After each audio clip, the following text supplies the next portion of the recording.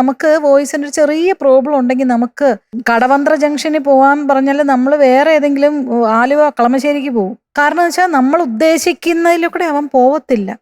എന്താ പറയുന്നത്, ഇത് വെളിയിൽ കൊടുത്ത് നമുക്ക് ഗോപാലൻ ചേട്ടന്റെ കടയിൽ കൊടുത്ത് നന്നാക്കിയിട്ട് വെക്കാൻ പറ്റത്തില്ലല്ലോ. ഒന്നുമില്ല, ഫ്രെഡ്സും ഇല്ല, ഒന്നുമില്ല, ഇങ്ങനെ ഇരിക്കല്ലേ ഉള്ളില് നമ്മുടെ കൂടെ. എന്തെല്ലാം ഒരേ അല്ലേ, എത്രയും ഒരു അതാണ് വായ്പാട്ട് പാടുന്നവർക്ക് എപ്പോഴും ഞാൻ ആലോചിക്കും, ഒരു കഷ്ടം തന്നെ. അപ്പൊ അതിൽ വേറൊന്നും പറയാനില്ല. ദിവ്യയുടെ പാടേണ്ട ആ ഒരു ഫീല് നന്നായിട്ട് നമുക്ക് കിട്ടിയിട്ടുണ്ട്.